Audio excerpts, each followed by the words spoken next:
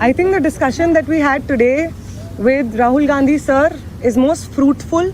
ऐसे discussions जो इस देश की शिक्षा व्यवस्था पे होते ही नहीं है, शिक्षा व्यवस्था पे चर्चा नहीं होती है, इस पूरे शिक्षा व्यवस्था को जिस तरीके से टेक ओवर करके यंग प्रॉमिसिंग माइंड्स को, उनकी एजुकेशन को, लर्निंग को, क्यूरियोसिटी को ख़त्म कर दिया जा रहा है, इस पे कोई डिस्कशन नहीं होता है.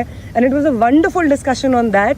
और एक और जो हमारा कंसर्न है, जो हमने सर के साथ शेयर किया, कि आज बिहार बंद का एक कॉल था, जिस कॉल से पहले कल बड़ी संख्या में स्टूडेंट एक्टिविस्ट्स को बिहार पुलिस ने गिरफ्तार किया और रात तक, देर रात तक हमें नहीं मालूम था कि वो कहाँ थे.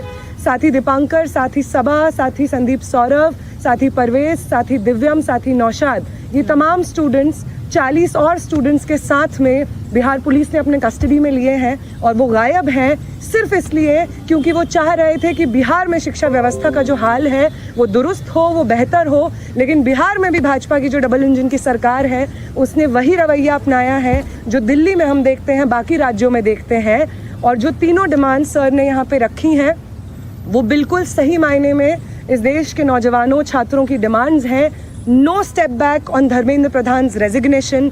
No change in ministry. No bill against paper leak is going to satisfy the demand कि धर्मेंद्र replace the demand कि धर्मेंद्र प्रधान का इस्तीफा होना चाहिए.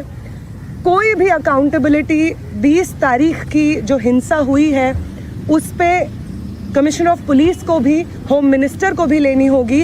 इस पे कोई डिस्कशन, कोई भी ऊपर नीचे हमें एक्सेप्टेबल नहीं है. और तीसरा और सबसे इम्पॉर्टेंट डिमांड कि वो प्रधानमंत्री जिनके रहते हुए हमारी शिक्षा व्यवस्था आज दहने की कगार पे पहुंच गई है, और उस शिक्षा व्यवस्था को दुरुस्त करने के लिए जब हम लोग प्रोटेस्ट करते हैं, प्रदर्शन करते हैं, तो हमारे ऊपर बर्बर लाठीचार्ज होता है. उस प्रधानमंत्री को इस देश के नौजवानों और छात्रों से माफ़ी मांगनी होगी. ये तीनों डिमांड्स रेज करने के लिए बहुत बहुत शुक्रिया सर.